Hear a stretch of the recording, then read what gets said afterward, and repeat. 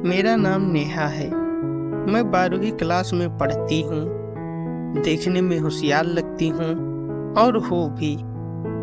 लेकिन मैंने अपना दिमाग सिर्फ किताब के कुछ पन्नों तक ही सिमटा रखा है। 12वीं क्लास में होने के बावजूद मैंने आज तक बाजार से अपने आप एक पेन नहीं खरीदा है। मैं छोटे बच्चों की तरह लंच बॉक्स लेकर स्कूल जाती हूँ और अपने पास 100 रुपये से ज़्यादा जेब खर्च नहीं रखती। मेरी एक दोस्त है रीना। वो साइंस स्ट्रीम में पढ़ती है। हम दोनों का एक सब्जेक्ट कॉमन है, इसलिए हम दोनों उस एक सब्जेक्ट की क्लास में मिलते और लंच ब्रेक साथ ही गुजारते। मुझको लगता है कि अगर कोई बच्चा 100 रुपये से ज़्यादा स्कूल में लाता है तो वह बिगड़ा हुआ है। पार्टी करना, गप्पे मारना और किसी की खिंचाई करना गुनाह के बराबर है। अगर कोई लड़की स्कूल में बाल खोलकर और मोटा काजल लगाकर आती है और लड़कों से बिंदास बात करती है तो वह मेरे लिए बहुत मॉडर्न है। सच तो यह था कि मैं बनना तो उनके जैसा ही चाहती थी, पर चाहकर भी ऐसा बन ही नहीं पाती। क्लास के आधे से ज़्यादा बच्चों से मैंने आज तक बात नहीं की थी। एक बार रौनक ने मुझसे पूछा, नेहा क्या तुम हमारे साथ पार्टी में चलोगी? महक अपने फार्म हाउस पर पार्टी दे रही है। मेरा मन तो हुआ जाने का, पर मुझे यह सब ठीक नहीं लगा। मैंने सोचा कि इतनी दूर फार्म हाउस पर मैं अकेली कैसे जाऊंगी। नहीं, मैं नहीं आऊंगी, वह जगह बहुत दूर है। मैं बोली, तो क्या हुआ, हम तुम्हें अपने साथ ले लेंगे। तुम कहाँ रहती हो, हमें जगह बता दो। महक ने भी साथ चलने के लिए कहा। नहीं, मैं वहाँ नहीं जा पाऊंगी, मैंने साफ लफ्जे में कहा। बाय नेहा। छुट्टी के वक्त रौनक ने मुझसे कहा। मैं सोचने लगी कि आज मैं इतनी बातें क्यों कर रही हूँ। मैं रौनक की बात को अनसुना करते हुए आगे निकल गई। रौनक को लगा कि मैं बहुत घमंडी हूँ। इसके बाद उसने कभी मुझसे बात नहीं की। अगले दिन मुझको लंच ब्रेक में रीना मिली। रीना मेरी तरह भीगी बिल्ली नहीं है, बल्कि बहुत बिंदास और मस्त लड़की है। लेकिन अलग मिजाज होने के बावजूद दोस्ती हो ही जाती है। रीना की भी अपनी क्लास में ज़्यादा किसी से बनती नहीं थी। इसी वजह से हम दोनों दोस्त बन गए। रीना को तो मैं इसलिए पसंद थी क्योंकि मैं ज़्यादा फालतू बातें नहीं करती और कभी भी रीना की बात नहीं काटती थी। मुझको कभी पता ही नहीं चलता था कि कौन किस तरह की बात कर रहा है। बचपन से लेकर स्कूल के आखिरी साल तक मैं सिर्फ स्कूल पढ़ने जाती रही। बाकी बच्चे कैसे रहते हैं और कैसे पढ़ते हैं, इस पर मैंने कभी ध्यान ही नहीं दिया। अपनी 17 साल की जिंदगी में मैं इतना कम बोली कि शायद बात करना ही भूल गई। मैंने रीना से रौनक के बारे में बताया। नेहा, सिर्फ बाय कहने से कोई तुम्हें खा नहीं जाएगा। अगर बच्चे पार्टी नहीं करेंगे तो क्या 60 साल के बूढ़े करेंगे? वैसे कर तो वे भी सकते हैं, पर इस उम्र में पार्टी करने का ज़्यादा मज़ा है। स्कूल में हम सब पढ़ने आते हैं, पर यूं अकेले तो नहीं रह सकते ना। बेजान किताबों के साथ तो बिल्कुल नहीं। खुद को बदलो नेहा, इससे पहले कि वक्त हाथ से निकल जाए। क्या पता कल तुम्हें उससे काम पड़ जाए, पर अब तो वह तुमसे बात भी नहीं करेगा।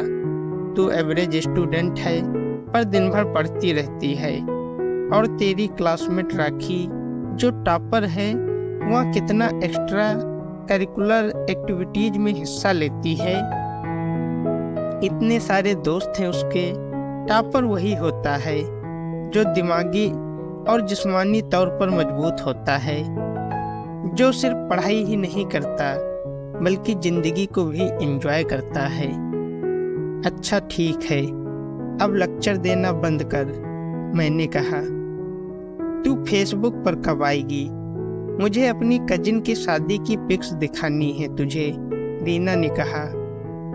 मेरे यहाँ इंटरनेट नहीं है, फोटो बन जाए तब दिखा देना। ठीक है देवी जी, आपके लिए यह भी कर देंगे, रीना ने मजाक में कहा। लंच ब्रेक खत्म हो गया और हम दोनों अपनी अपनी क्लास में चले गए। मम्मी, पापा या भाई से कहकर घर में इंटरनेट लगवा दो ना। भाई तो तेरा बाहर ही इंटरनेट इस्तेमाल कर लेता है। और पापा से बात की थी, वे कह रहे थे कुछ काम नहीं होगा, सिर्फ बातें ही बनाएंगे बच्चे। तो आपने पापा को बताया नहीं कि भाई तो बाहर भी इंटरनेट चला लेते हैं और मुझे उसका काखा घात तक नहीं आता। मेरे स्कूल में सारे बच्चे इंटरनेट इस्तेमाल करते हैं, मैंने थोड़ा गुस्सा होकर कहा। अच्छा, अब ज़्यादा उल्टी सीधी जिद ना कर, पता नहीं किन जाहिलों में रह रही है। बात करने की तमीज नहीं है तुझे? इतना चिल्लाई क्यों तू? माँ ने डांटते हुए कहा। मैं अकेले में सोचने लगी कि भाई तो बाहर भी चला जाता है, उसे कभी किसी चीज़ की कमी नहीं होती और मैं घर में ही रहती हूँ, फिर भी भिखारियों की तरह हर चीज़ मांगनी पड़ती है। कुछ पेड़ हर तरह का मौसम सह लेते हैं और कुछ बदलते मौसम का शिकार हो जाते हैं। मैं ऐसे ही बदलते मौसम का शिकार थी। मेरा परिवार गांव से है। मेरी चचेरी और ममेरी बहनें हिंदी मीडियम स्कूल में पढ़ती थी। 12वीं क्लास के बाद ही ज़्यादातर सबकी शादी हो जाती है। नोएडा में रहने के बाद भी मैं नहीं बदली। जब मैं छोटी थी तब मेरे सारे काम भाई और मम्मी करते थे। वे जितना प्यार करते थे उतना ही मुझ पर पाबंदी भी रखते थे। नोएडा में एक अच्छे स्कूल में होने की वजह से मुझे पढ़ाई का बढ़िया माहौल मिला, पर स्कूल के दूसरे बच्चों के घर के माहौल में और मेरे घर के माहौल में जमीन आसमान का फर्क था। कुछ दिनों के बाद स्कूल के 12वीं क्लास के बच्चों की फेयरवेल पार्टी थी। मैं भी जाना चाहती थी, पर भाई और पापा काम की वजह से मुझे लेकर नहीं गए और अकेली मैं जा नहीं सकती थी। न घर वाले इसके लिए तैयार थे, न मुझ में इतनी हिम्मत थी। 12वीं क्लास के एग्जाम हो गए। पास होने के बाद रीना और मेरा अलग अलग कॉलेज में दाखिला हो गया। मेरी आगे की कहानी भी वही थी। जो हाल स्कूल का था वही हाल कॉलेज का भी था। घर से कॉलेज और कॉलेज से घर। पूरे 3 साल में बस 2-3 दोस्त ही बन पाए। बीएड के बाद मेरा रिश्ता पक्का हो गया। 12वीं क्लास के बाद मैंने अपना फेसबुक अकाउंट बना लिया था। जैसे तैसे घर पर इंटरनेट लग गया था। एक दिन मैंने फेसबुक खोला तो रीना का स्टेटस मिला कि उसे एक अच्छी कंपनी में नौकरी मिल गई है। मैंने फिर रीना के फोटो देखे और दूसरे क्लासमेट के भी।